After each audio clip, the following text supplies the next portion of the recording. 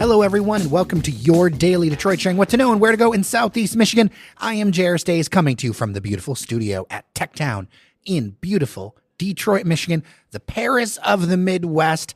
Next to me is none other than Fletcher Sharpe. How are you, sir? I know that in the actual Paris, the Olympics are over.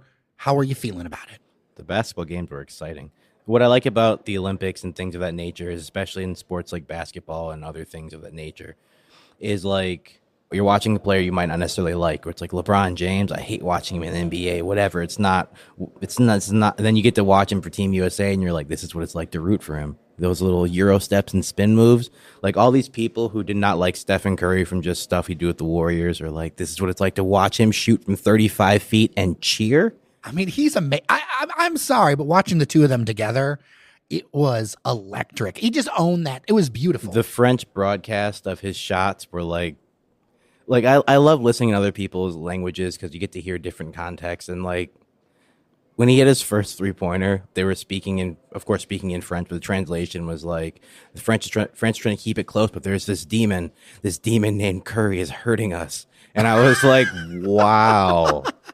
You won't get that in the American broadcast, but like they're legit calling this man a demon, and just he hit that last three, and they just kept going, oh no, and it's like, yeah, this is why I love foreign sports broadcasts, especially with the translation or whatever, because there's just so much more passion with it. There's an energy, whether it's soccer or basketball or whatever. There's so much more passion to it where I'm like, okay, I'm locked in now. None of this like, well, and it's the fourth inning and like they're like, all right, this is a game. Let's go. One of the most electric broadcasts I've ever heard was like a really bad Monday night football game between the Chicago Bears and the Seattle Seahawks, like in a few years ago.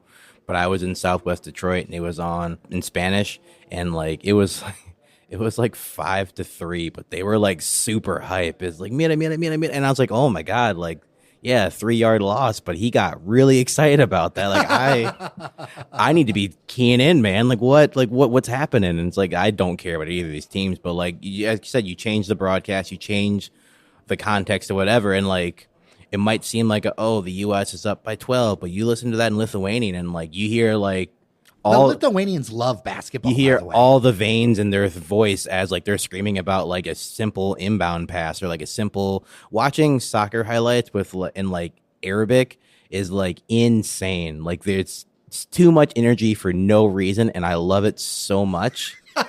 It also means I'm probably streaming something that I just don't have actual access to. So, whatever. It's part of the reason why I'm so excited all the time. I'm just trying to like bring us over the line.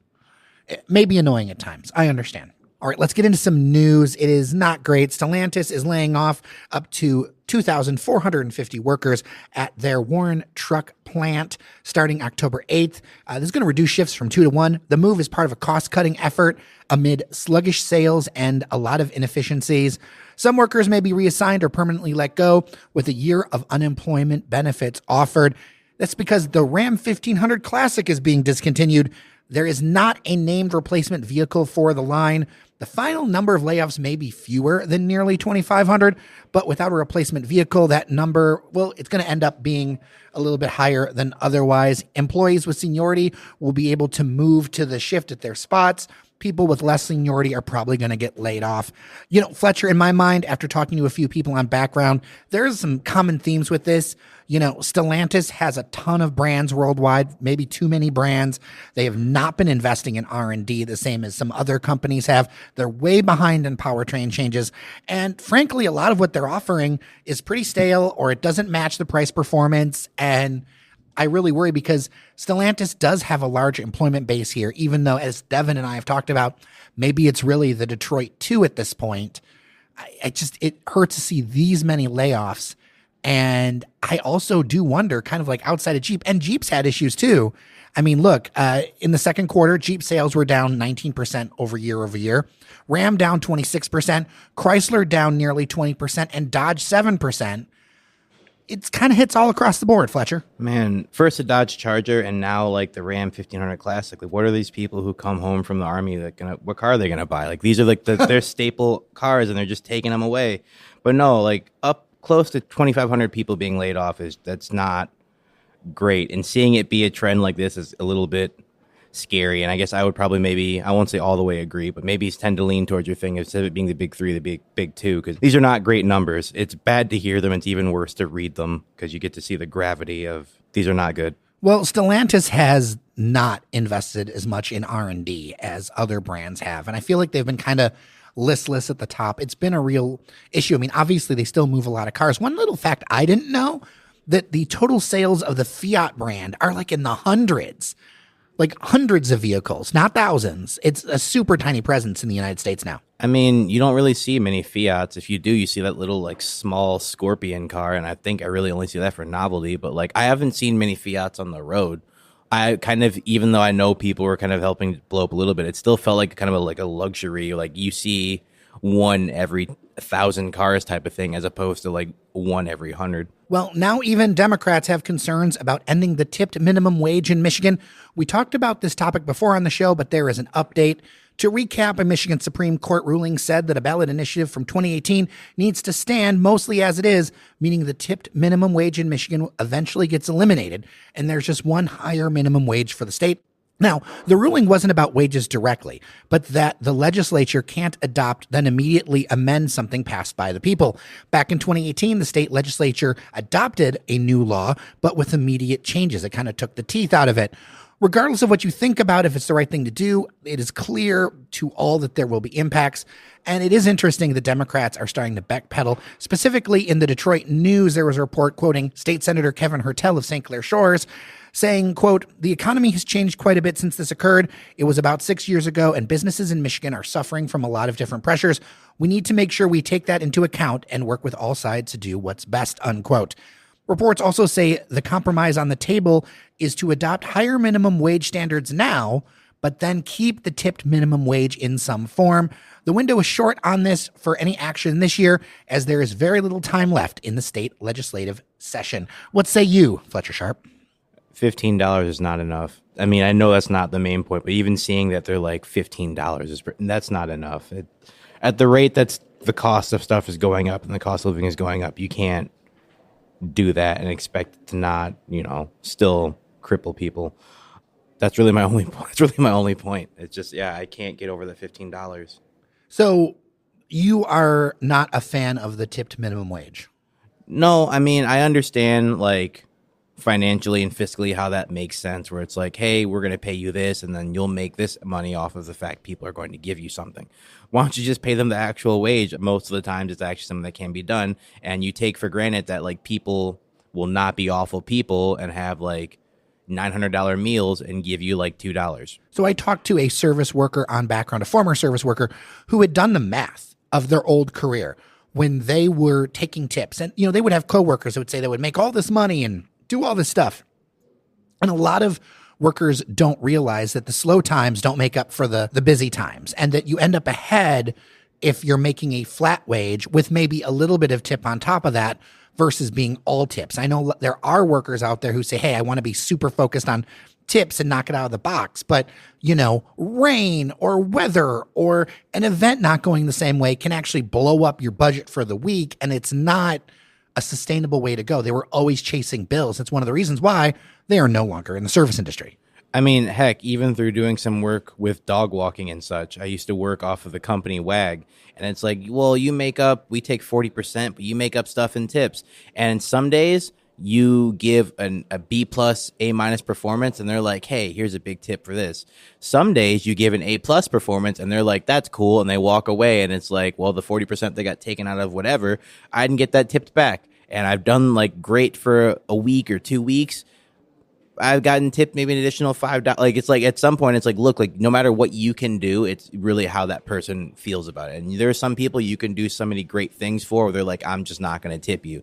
So it's a lot easier and a bit less stressful to just have a flat wage where it's like, what you're going to make. You might make an extra $600 for these next 4 days. Well, that's great. And then the following week, you might make nothing. And then the next week, you might make nothing. So having a flat wage makes everything easier because you know exactly how much you're taking in consistently. If there's a bit of a tip on top of that, fine. But it's easier, and it makes sense to everyone except for the people who have to dole out the money at the top, apparently. Would love your thoughts, dailydetroit@gmail.com. A story we were remiss in sharing, but I think still relevant, the East Warren Public Market in Detroit recently broke ground. The $5.5 million project will have a grocery store, farmers market, retail spaces, community area, and commercial kitchens. Funded by various foundations, the 10,000 square foot market will provide a low-risk environment for entrepreneurs as expected to be completed by 2025. As far as location, think Far East Side, near East English Village, and of course, well, on Warren. There's a lot of stuff happening over there. Baobab Fair, various investments. It's a good location. You're near 94. You're near the Grosse Points, easy access to downtown. There will be a dozen micro retail units and more than 24 units for the farmers market. You know, Fletcher, I'd love these kind of projects. There are at least a couple of these. Actually, I've been to in Columbus, Ohio. They really add a lot to the area. And no, I didn't just go to one downtown, like one out in the neighborhoods that just added a lot of interesting things to go to, like a space where it's like, hey, I can go shopping. I can check out different stuff. It added a lot of texture. This one in Detroit will also offer support services for the new businesses that are there. And thank you for making sure I talk about this one, Fletcher. Yeah, shouts out to Joe Rashid and everyone at East Warren Developmental Corp. For those who don't know, Joe is also my umpire this weekend for softball, so he can do a lot of things. But markets like these are great, especially in neighborhoods that like really need them. This one kind of sounds like a bit like Over the Rhine, which is a little marketplace. It's like a mixture of this and maybe Eastern Market in Cincinnati, where like, I don't want to say it's mixed space, but it is kind of mixed space where like you can get groceries, you can just exist and do something. You need to go out and look and read in the sunlight, have like just a nice space to exist. You can do that here as well. And when you have companies like just different businesses coming together and forming something like this, I cannot see any negatives from this. I can only see positives about how just not only is it going to provide people with a marketplace to go, it might even provide some people with a place just to hang out and do some stuff, which might get some more people to just come around and just exist outside. And like, there's nothing wrong with that in my opinion. You know, I'm a big fan of in-person connections. I know a lot of people are still working from home and stuff like that, but I love bringing people together and doing stuff. Okay, yet another article says that work on the Perfecting Church project, long stalled at 7 Mile and Woodward in Detroit, will get underway. The Detroit Free Press says that there were recent zoning approvals, and the plan is now to develop 4 acres of nearby land into 600 surface parking spots. There'd also be an outdoor amphitheater, along with a school, chapel, coffee shop, and more. I'll link to it in the show notes. The Free says work could start this October, with things getting finished up in March of 2026. So we'll call that spring.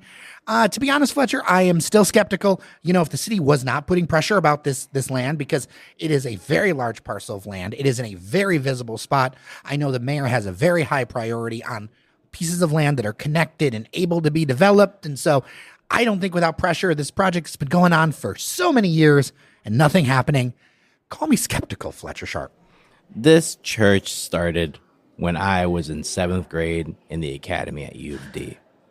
And it was funny because every year I'd drive by to go to school. I'm like, oh, they're working on the church. And I'm not going to say how old I am now, but You're a whole adult. Very much out of the 7th grade academy at U of D. And this church is like, it's like, oh, they actually have a few. Like, no, this is insane. Like, this cannot be a thing where it's like, there's going to be like a meteor about to hit the planet. And it's like, oh, we finished the church finally. Like, church is done. I know, man. Like, it's like Lucy in the football. Yes, but except if the football was just what seems to be $1 billion skeletal building that's just sitting there. I don't understand how. Well, at some point they just need to be like, hey, no, we need to find a way to get this away from you because you guys clearly are not doing anything with it. Well, the people involved are politically connected, so that's why they get yet another chance. But it'll be interesting to see because I think this is the last opportunity. I think that if something doesn't happen with this in this time frame, the city's going to start to find ways to be like, hey, can you think about selling the land or figuring out something? Because you can't have that spot sit there embarrassingly at one of Detroit's biggest intersections, just sitting there stalled in space. You know, it shouldn't be so desolate over there. And it is, you know, with the restaurants now gone over there. There used to be McDonald's and it changed into something else. Like, and now that's gone. You've got the stuff happening with the transit center. You've got the stuff happening with the state fairgrounds. It just seems so weird to like just keep having this be blight. And I hope it changes. I hope something changes. I hope it goes forward. I'm still skeptical until I like see the opening. No, it's one of those things where it's sad as just like, a dirt pitch with like a bunch of metal beams like formed in like maybe the skeletal outline of a church for so long, and then they're like, we'll put up a few walls, and it's like, that's great. Putting up a few walls is like a few months progress, but that for them it took like 4 years, and like I don't understand what's happening here. And like if I was really skeptical, super tinfoily, I'd be like, that money's not going where it's supposed to be going, but I'm not. So just, I don't know. It's crazy to see that this thing just exist, and I feel like if I have children, they're gonna see the church not be done either. So I don't know, man. I hope that something positive comes from this, because you want what's best for the city, but like this is too much, man. This church literally, as long as it's been, could maybe like legally drink at this point. So I don't know. Send me the over under dailydetroit@gmail.com. All right, Fletcher, you ran into a listener this week. You found a kindred spirit. Yeah, I was at the DIA with my girlfriend and a few people, and they were at the front desk playing one of the little kids' games, and someone walked up, and they were like, Fletcher Sharpe, and I saw they had a DIA name tag, and I was like, one of the kids definitely touched art, didn't they? Like, I'm about to get thrown out of here. And he was like, I knew it, kindred spirit. The Lions, just people keep talking about they're going to be great, and like, you and I have lived it. We're not really sure what's going to happen. So, yeah, shouts out to Edward. And he's right. We don't know what's going to happen. They have one good year, 1 year where they're on the rebound, and now we're just kind of like... But people want hope. I mean, we're going to be talking about this basically every weekend of the season, because there's so much demand. It's like the sport that I hear people want us to talk about. I mean, I don't take a ton of the stock in the preseason, but the Lions lost 14-3 against the Giants. I don't look at that preseason record for much of anything. I feel like it's better to look at maybe what have we learned so far. And I am more positive about them than you are, but I'm interested to see what we've learned with this preseason game. I mean, nothing. I mean, the Lions have gone undefeated in preseason and then lost 16 straight games. So, like... Well, that's why I don't have any stock in it. I looked over. They didn't start most of their main offensive players. Like, Hendon Hooker was playing in there. Vaki, the running back, who was a free safety in college they got from Utah, was in there. So, like, this was more of just what can our backups do against some of their players. Like, they did have a few defenders starting. I know Meek Robertson got some play. I know first-round draft pick also got some play. Like, I don't really put much stock in it just because it wasn't the starting offense. Amon-Ra wasn't out there. Jared Goff wasn't out. Like, it was getting people who were not going to see a lot of time some reps. Yeah, I will say the 3 points they scored were on a 53-yard field goal by Jake Bates, so he seems to be settling in pretty well.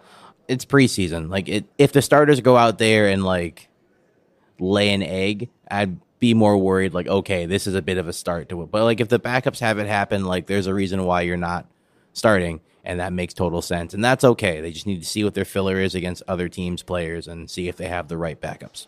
For sure. And let me know what you want us to do about Lions stuff, how you're feeling about it. I've gotten a lot of positive feedback in the inbox, but I'd like to know dailydetroit@gmail.com, or if you're a member, our Discord, patreon.com/dailydetroit. Join our member-only Discord. Would love to hear from you. All right, we're going to end with a listener question. We haven't touched this topic in a while, Fletcher. This question is about Detroit City FC, and I'm going to read it. This is hard to send because I don't want to admit Fletcher was right. You can stop it right there. Cut. That's it. Don't need any more. I was right. You don't even want to know what you're right about? Don't need to. That's enough dopamine for me for today. I thought with a new coach, we'd be doing more. I usually watch on TV, and it's gotten way harder to keep it on. We don't score goals. What are 2 or 3 things the club needs to do to get back into a chance for a home playoff game? Anthony, hate listening to the podcast from Oakland County. Now, Fletcher, I'm going to say right here, there was a time that a home playoff game was possible. The team has been really hard to watch. There's been nothing really to say. And now it's on the edge of not even making the playoffs. I have some strong thoughts about let's stick on to the field product, but I have some thoughts. Their problems they have are still the same, like defending. Every goal I've watched them give up late or anything of the sort has been like the same formula for the past 2 or 3 years, where it's like, hey, someone's marking someone improperly, or they're not marking anybody, and you blink and all of a sudden someone's in front of them or something else. And this last goal in particular, 1-1 draw against Las Vegas, Brett Levis just kind of fell asleep for a minute, and Corey Bennett cut in front of him and just flicked in a goal. It's not any one person's fault. I know I singled out Brett just because he was the closest person to Corey who should have been marking, but like, it's not any one person's fault. It'd be one thing if it was one specific defender who would make errors all the time, and anytime they were on the field, it would be like, you're on the field, we're going to make a mistake, and it's going to be attributed to you.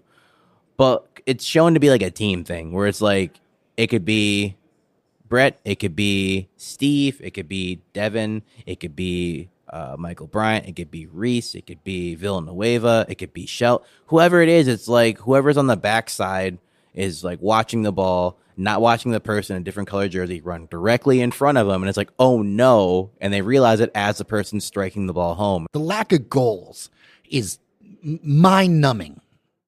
It's still the same issues. Like, it's a new team, some newer faces, some other things, but they're still not marking up at the back. And like, it's still the midfield play to get the ball up top. And then you also have a forward who might be scoring and then he gets hurt. And then you just don't have the production for some time. I know you say new team, but there's a lot of things that honestly, it's just time to hit the reset button. Like, this isn't working. It hasn't been working for years. I love the guys. The same issues that were the year before and the year before that. And it's one of the reasons we haven't talked about them as much is because there's been nothing new to say. Like, it's time. They just got to find the money. I know they're working on a stadium and all that other stuff, but you got to have a product. Find the money, reset the team.